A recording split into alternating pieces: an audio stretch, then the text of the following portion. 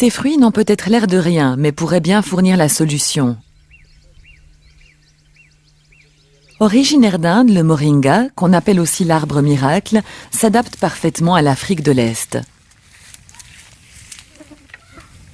Il n'a pas besoin de beaucoup d'eau, donne des fruits dès la première année et sert depuis des siècles aux fins les plus diverses. Les gens l'aiment pour ses multiples possibilités. Ses cosses se mangent en légumes, les feuilles donnent un excellent fourrage pour le bétail, il dispense de l'ombre et son bois est très recherché. De plus, il procure un revenu aux paysans qui peuvent en vendre les graines. Les graines séchées fournissent une huile de haute qualité, largement utilisée dans l'industrie cosmétique. Mais des fruits de l'arbre miracle auraient encore bien d'autres vertus, à en croire les dernières recherches. Les graines broyées libèrent une protéine susceptible de remplacer les floculants chimiques traditionnels dans le traitement de l'eau. Les premiers tests en Tanzanie ont été un tel succès que l'entreprise helvético-africaine Optima s'est lancée dans le développement d'un produit commercial. Lausanne, laboratoire de l'École polytechnique fédérale. Une équipe internationale de scientifiques étudie les propriétés des graines de moringa. Elle a développé un procédé qui permet d'extraire la fameuse protéine et d'analyser ses effets. Objectif, la mise au point d'un floculant naturel, simple à fabriquer et aussi efficace que les agents chimiques. Et les graines de l'arbre miracle font honneur à leur nom.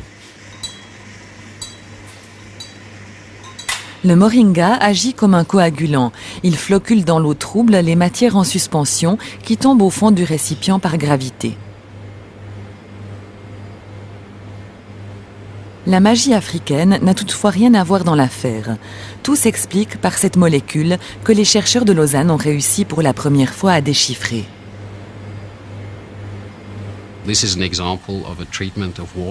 C'est un bel exemple de substance naturelle pour traiter l'eau.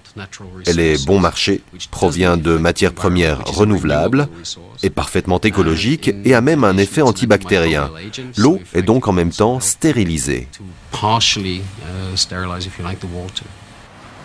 L'effet désinfectant du moringa a éveillé l'intérêt des microbiologistes de l'Université de Lausanne. Se pourrait-il que le moringa opère également des miracles contre les bactéries, comme les staphylocoques résistantes aux antibiotiques? Divers dosages de moringa ont donc été mélangés à une solution de staphylocoque. Question, la substance végétale est-elle en mesure de tuer ces bactéries? Et voilà dans l'incubateur, le test nous le dira. Le monde biomédical est extrêmement intéressé à ce type de propriété et je me répète, pour une particularité très spécifique, c'est-à-dire que vous avez un produit qui serait toxique contre les microbes mais pas contre l'homme. Et ça paraît important. Les bactéries ont passé 24 heures dans l'incubateur. L'heure de vérité approche.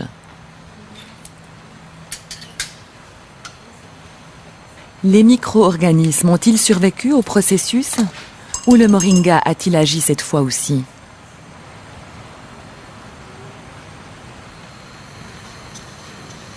Le test en laboratoire a été opéré sur plusieurs bactéries, avec à chaque fois le même résultat.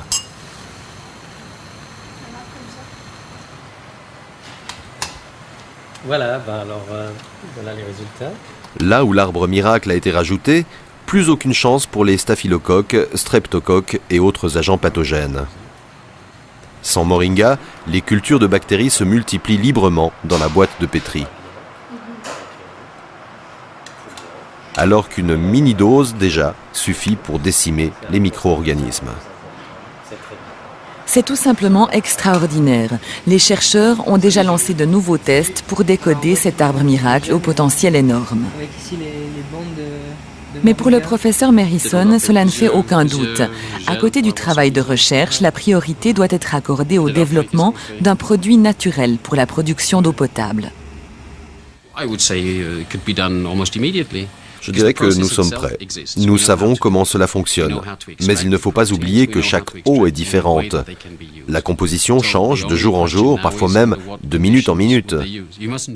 Il nous faut donc un produit qui tienne compte des exigences complexes du conditionnement de l'eau et qui puisse s'adapter aux diverses situations dans les pays en développement.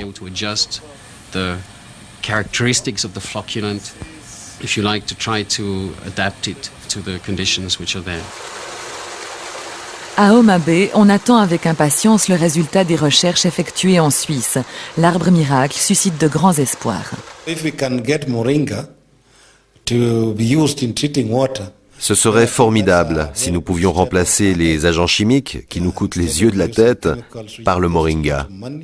L'arbre peut être planté dans la région. Cette recherche signifie un réel progrès pour nous.